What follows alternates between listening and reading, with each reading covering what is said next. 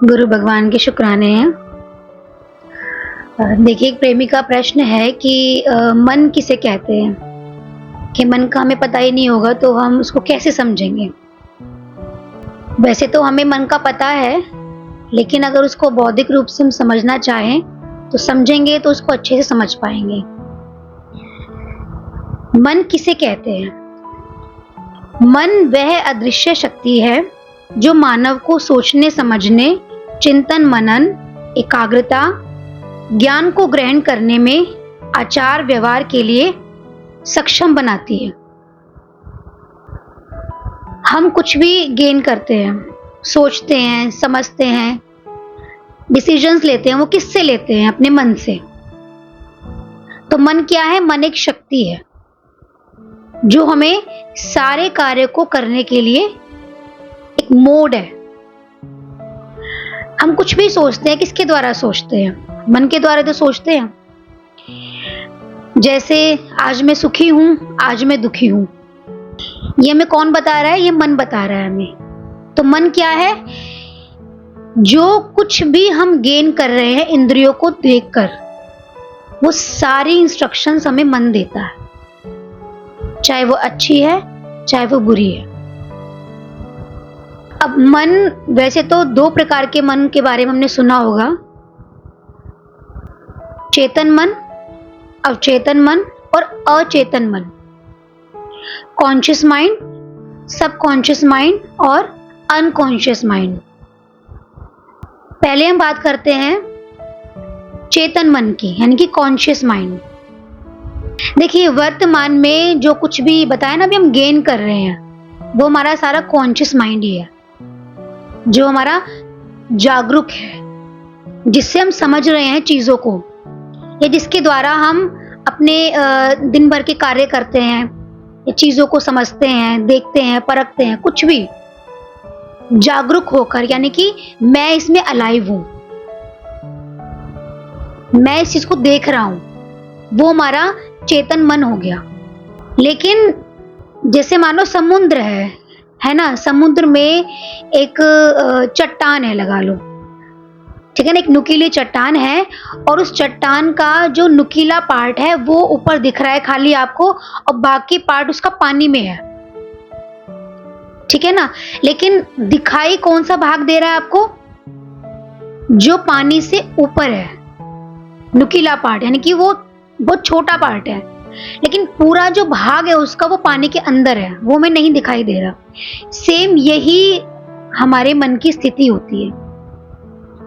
हमारा जो चेतन मन होता है, जो जागरूक जिसे कहते हैं, जो हमारे रूटीन में हमें इंस्ट्रक्शंस देता है, लगा लो, वो हमारा इतना ही पार्ट है, जैसे चट्टान की वो ऊपर का उसका पॉइंट। बाकी जो चट्टान पानी के अंदर है, जो हमें नहीं दिखाई दे रही है, वो हो गया हमारा सबकॉन्शियस माइंड, जो दिखाई नहीं देता, लेकिन उसका प्रभाव हमारे जीवन पर ज्यादा होता है। चेतन मन कार्य कर रहा है, लेकिन जो प्रभाव हमारे ऊपर होता है वो किसका होता है? अवचेतन मन की, यानी कि सबकॉन्शियस माइंड का ज्यादा होता है। कैसे? अब आप अपने चेतन मन से सोच रहे हैं कि मुझे ये कार्य नहीं करना, या ये मुझे कार्य करना है। मान लो आपने डिसीजन लिया कि मैं रोज सुबह 5 बजे उठा करूंगा, ठीक है, किसी भी चीज को लेके आपने डिसीजन लिया, लेकिन जो आपके सबकॉन्शियस माइंड में फीडिंग होगी, यानी कि अवचेतन मन में जो आपकी फीडिंग होगी, जो आपका ट्रेंड है, वो मन क्या कहेगा? 5 बजे तो मैं उठ ही नहीं सकता। तो आपके ऊपर असर किस चीज का हुआ? चेतन मन से आप जागरूक हैं, आप समझ रहे हैं चीज को कि मेरे लिए ये जरूरी है 5 बजे उठना, लेकिन आपका अवचेतन मन क्या कहेगा? जो आपकी ट्रेंड है, जो आपका माइंड है ना, वो लगा लो 99% जो भाग आपका ट्रेंड है, वो क्या कहेगा? मैं सुबह जल्दी नहीं उठ सकता। तो आपके ऊपर असर किसका होगा? जैसे ही सुबह आप 5 बजे उठने लगोगे तो आपका मन क्या कहेगा? नहीं, मैं नहीं उठ सकता। तो आपके ऊपर प्रभाव किसका हुआ? चेतन मन का या अवचेतन मन का? चेतन मन आपका एक्टिव मोड में है, कॉन्शियस तो हो आप, लेकिन आपके ऊपर सबकॉन्शियस माइंड का असर ज्यादा पड़ता है। जैसे सत्संग की ही बात चलो लेते हैं। अगर व्यक्ति कहे कि मुझे सत्संग जाना है, वो सत्संग नहीं जाता है, लेकिन अगर वो संकल्प भी ले ले कि चलो मुझे जाना चाहिए मेरे जीवन के लिए, लेकिन उसके सबकॉन्शियस माइंड की ट्रेनिंग क्या होगी कि मेरे पास समय नहीं है, आई डोंट हैव टाइम। और जैसे वो जाने लग जाएगा तो कोई ना कोई काम उसके आगे आ जाएगा और उसका जो सबकॉन्शियस माइंड है वो क्या मतलब रिवर्ट देगा कि मेरे पास समय नहीं था। जिस दिन हमें ये लगेगा कि ये चीज मेरे लिए इंपॉर्टेंट है तो आप समय उसके लिए निकाल लोगे। जब तक आपको वो इंपॉर्टेंट नहीं लग रही है आपके पास उसके लिए समय होगा ही नहीं। तो हमें ये ध्यान रखना है कि सबकॉन्शियस माइंड की ट्रेनिंग को हमें चेंज करना है। अगर आज हम उसको चेंज करने में लगेंगे तो कम से कम एक विचार को चेंज करने में 2 से 2.5 साल लगता है। 2 से 2.5 साल। क्यों? वो पूरा उसका फोकस आपके माइंड पर रहेगा। आपका चेतन मन क्या कहेगा, कॉन्शियस माइंड क्या कहेगा, मुझे ये करना है। अब चेतन मन उस पर रिफ्लेक्ट डालेगा, बट हमें उसकी ट्रेनिंग को चेंज करना है। Be a good friend of it. आप उसकी दोस्त बनिए, उसको अपना दोस्त बना लीजिए। अगर आप उसको उल्टा चलने का मौका दे देंगे तो आप कभी उसकी ट्रेनिंग को चेंज नहीं कर पाएंगे। जैसे हम लोगों ने आज सोचा कि हमें आज बैठना ही है तो सारे काम छोड़ के हम बैठ गए, तो इसका मतलब हमारे सबकॉन्शियस माइंड का जो प्रेशर है वो हमारे कॉन्शियस माइंड पर नहीं पड़ा और हम बैठ गए। क्योंकि रूटीन की जिंदगी में अगर आप जिंदगी के अनुसार चलोगे तो आप कभी अच्छे कार्य के लिए समय नहीं निकाल पाएंगे। और लेकिन जब मैं सोच लूंगा कि मुझे करना है और आप अपने सबकॉन्शियस माइंड को उसके मतलब ये फिट कर देंगे, उसको संकल्प दे देंगे कि नहीं मुझे उठना ही है, तो वो आपकी हेल्प करेगा और आपको आपकी नींद खुली जाएगी बिना अलार्म के।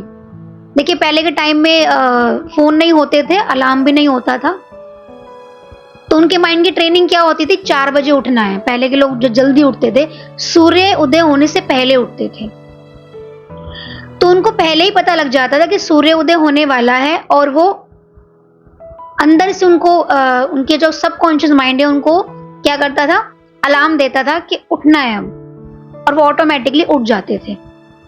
तो किसी भी चीज को चेंज करने के लिए थोड़ा सा प्रेशर लगता है, बट वो चेंज हो जाती है अगर हम ट्राई करें तो। हाँ, ये अलग बात है मैं ट्राई ही नहीं करना, तो देखिए फिर तो व्यक्ति मन के साथ बहता ही जा रहा है। इसको हम ये नहीं कहेंगे हमारे पास समय नहीं है, इसको हम ये कहेंगे कि मैं अपने मन के साथ बह गया। मेरे चेतन माइंड ने जो मुझे जो संकल्प दिया, मैंने उसके ऊपर कुछ भी एप्लीकेशन नहीं दिया, कुछ भी अप्लाई नहीं करा। तो कोई भी हमारा संकल्प तभी पूरा होगा जब मैं चाहूंगा इसको ट्रेन करना। और सत्संग है क्या? सत्संग आपके सबकॉन्शियस माइंड की ट्रेनिंग को चेंज ही तो करता है। अच्छा, ये रिफ्लेक्ट कैसे करता है हमारे जीवन पर? देखिए, आपने कोई चीज सीखी है, थोड़ा टाइम आप उसकी प्रैक्टिस में नहीं है, लेकिन जैसे वो चीज आपके सामने आती है और आप क्या कहेंगे, नहीं ये तो चीज मुझे आती है, मैं कर लूंगा। अब आपने इसको इतना कॉन्फिडेंटली कैसे कह दिया? क्योंकि आपके सबकॉन्शियस माइंड में फीडिंग थी कि आप उसको जानते हो, तभी आप कॉन्फिडेंटली उसको कह पाए। तो इट मीन्स सबकॉन्शियस माइंड आपका वर्क कहां करता है?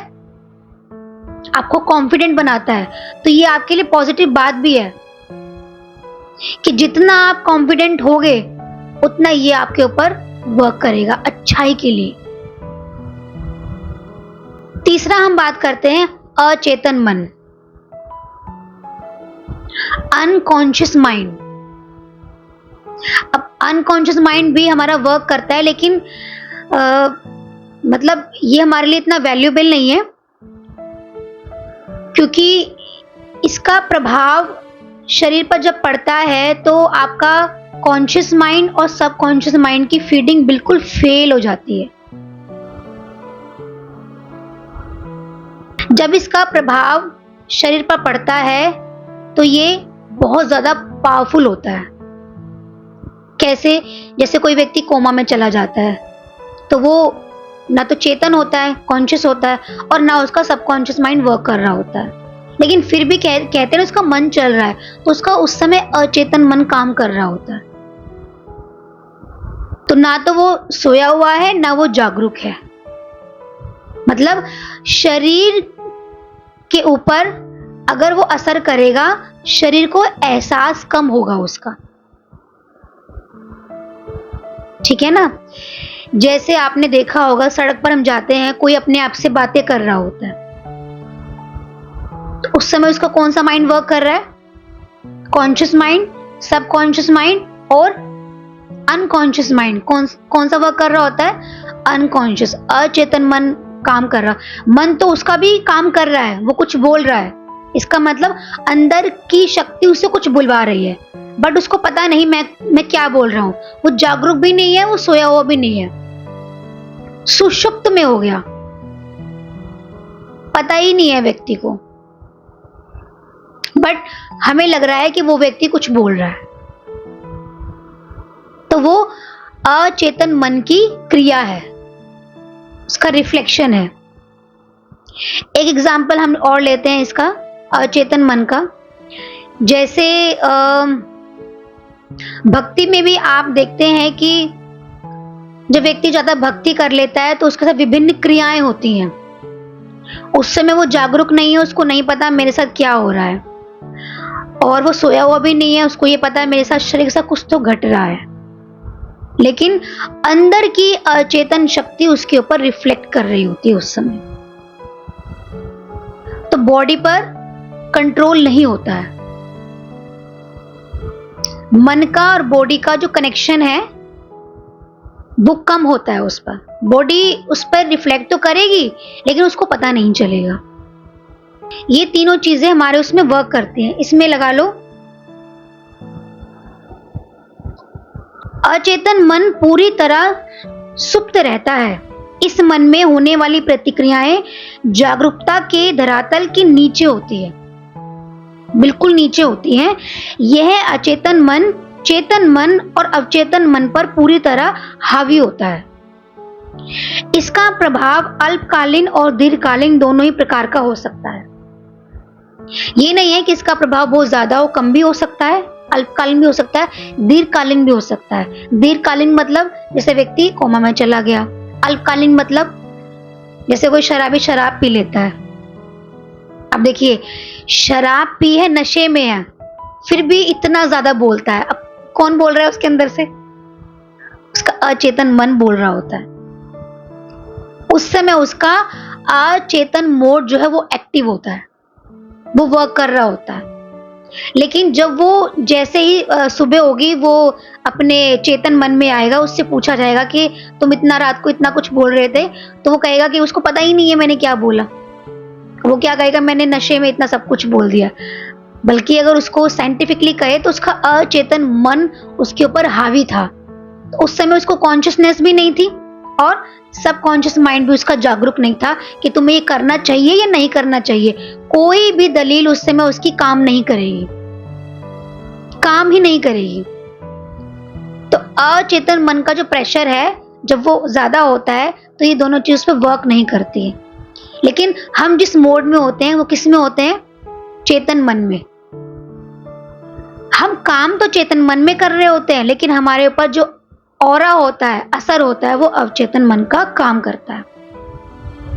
जैसे आपने देखा होगा, हम लोग गाड़ी चला रहे हैं, ठीक है, जो स्टीयरिंग तो हमारे हाथ में है, एक पैर तो हमारा क्लच पे होता है और एक पैर हमारा एस्केलेटर पे होता है। अब पैरों से वर्क हो रहा है, अब आप उसको देख तो नहीं रहे,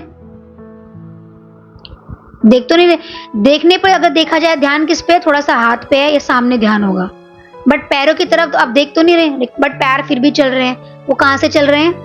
वो हमारे सबकॉन्शियस माइंड की ट्रेनिंग है कि मुझे गाड़ी चलानी आती है, मैं चला सकता हूं, मेरे पैर भी वर्क कर रहे हैं, मेरा हाथ भी वर्क कर रहा है और आई एम फोकस्ड, मैं उसमें पूरा फोकस हूं। तो कहने का मतलब क्या है? ये तीनों चीजें हमारे जीवन में ऐसे काम करती हैं।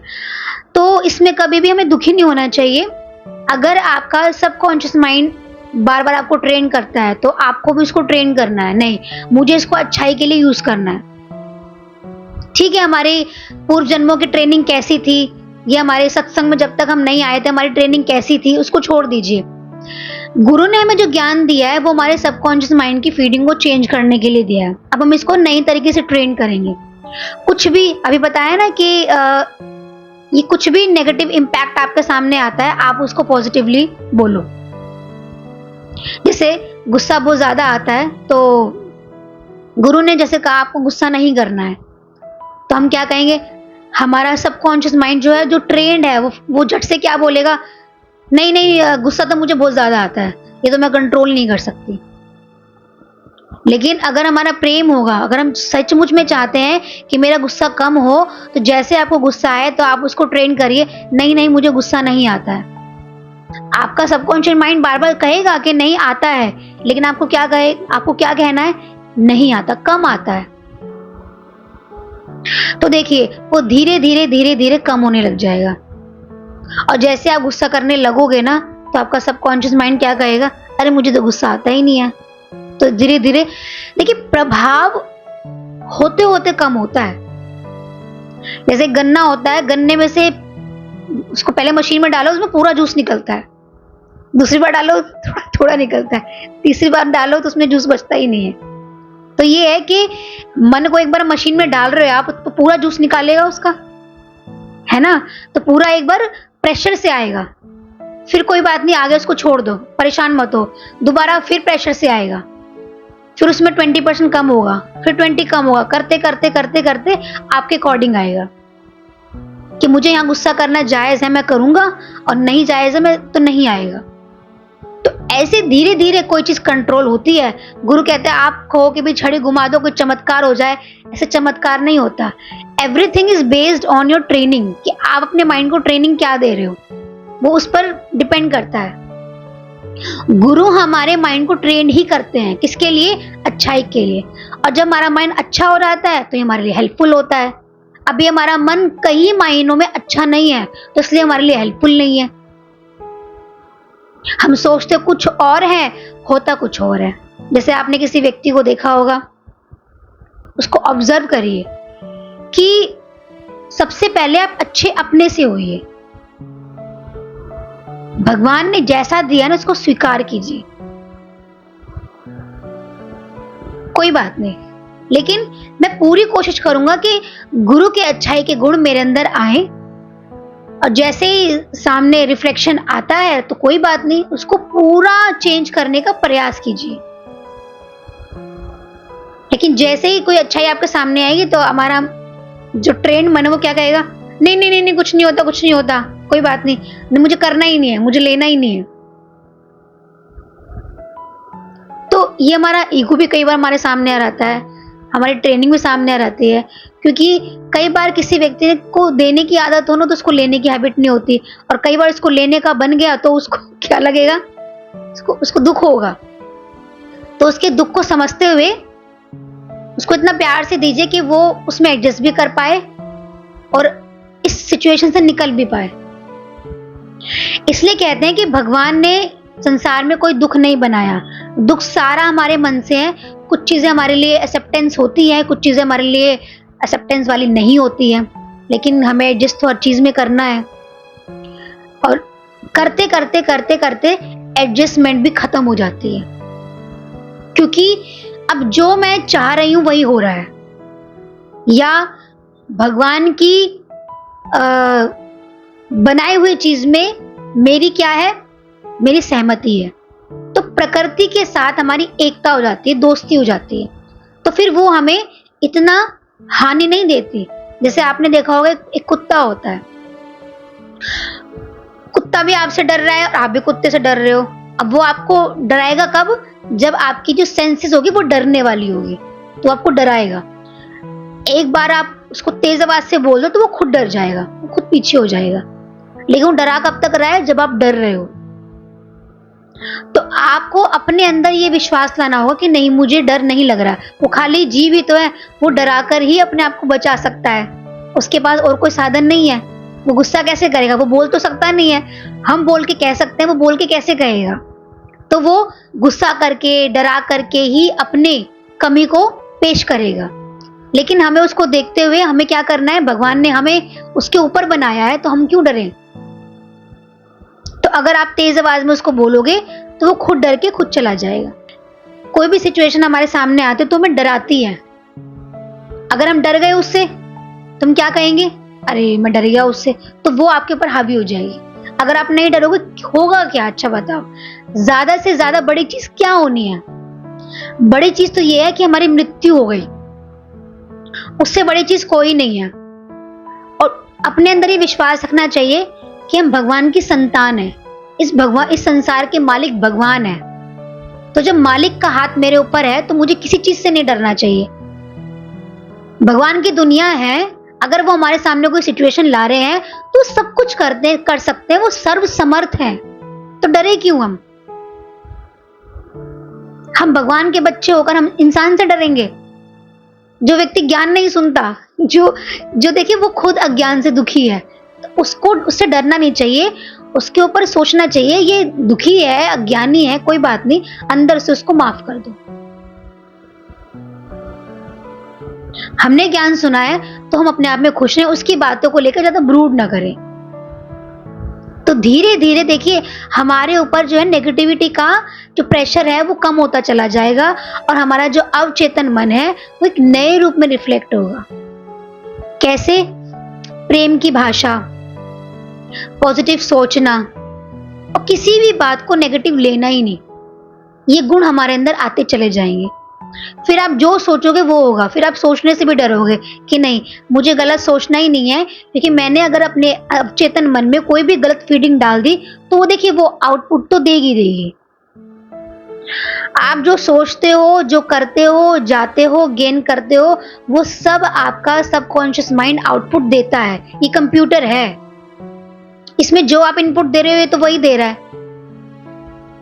कहते हैं ना, बच्चे को जो संस्कार डाले हैं वो तो वही उसके अंदर जीवंत रहेंगे।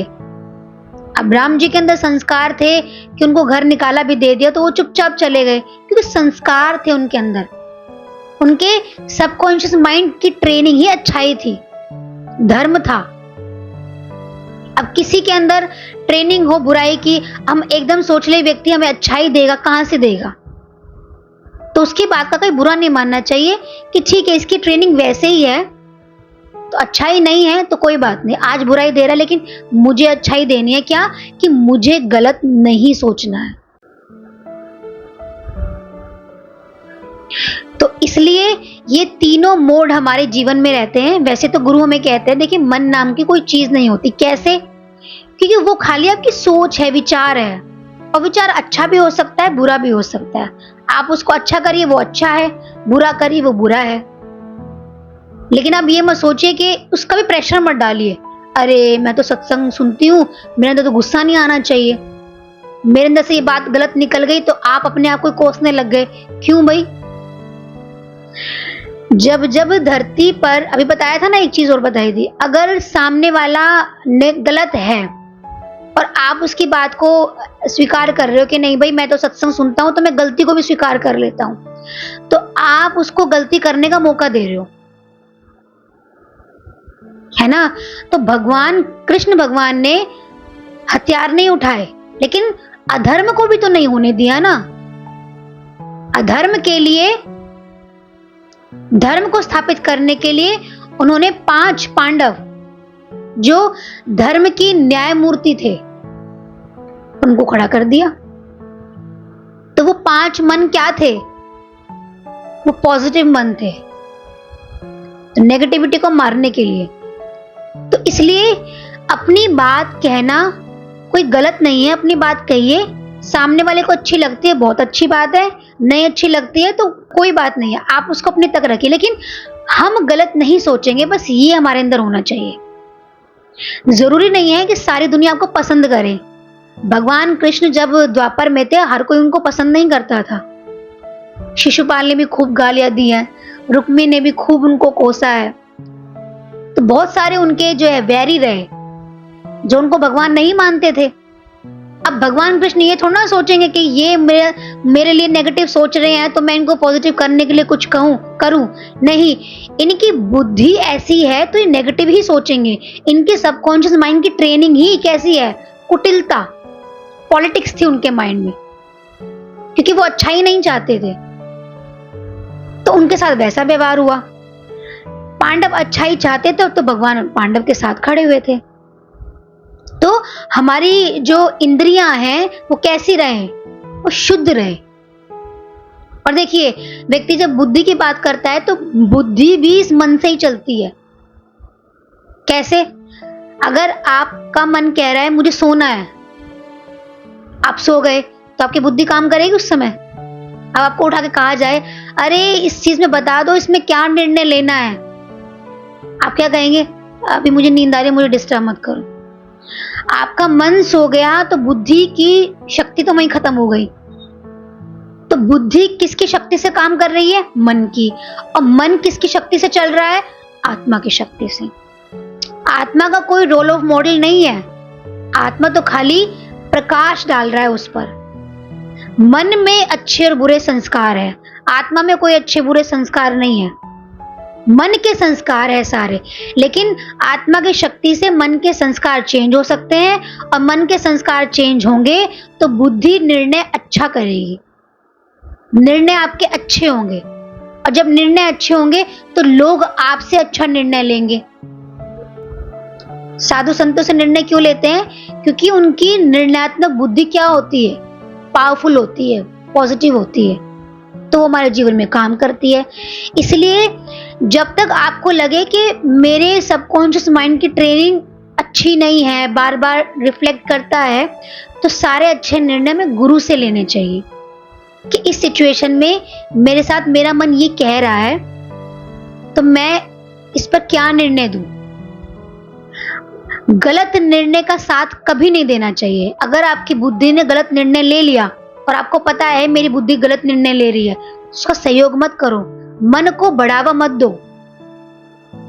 गुरु से बात करो, गुरु से पूछो कि ये ऐसे है, मेरे मन में नेगेटिविटी भी आ रही है, तो गुरु उसको दूर करेंगे और आपको उसको पॉजिटिव करने का रास्ता भी मिल जाएगा। इसलिए पांडव ने युद्ध तो लड़ा, लेकिन उनके ऊपर भगवान थे। ऐसे ही शक्ति हम सबके साथ है। भगवान ने हमको पावरफुल बनाकर तो भेजा है, लेकिन इसको यूज कैसे करना है वो हमें गुरु सिखाते हैं। अगर इसको यूज करने की हमारे पास टेक्निक्स नहीं होगी तो आप कहीं गलत करेंगे, कहीं अच्छा करेंगे, कहीं गलत डिसीजन ले लेंगे, कहीं अच्छे डिसीजन ले लेंगे, फिर उनसे व्यक्ति दुखी सुखी होता है। तो गुरु भगवान के शुक्राने हैं। मन के ऊपर हमेशा गुरु को रखिए, तो मन एक दिन आपको अच्छा ही रूप देगा और अच्छा व्यक्ति हर एक को पसंद आता है। गुरु भगवान के शुक्राने हैं।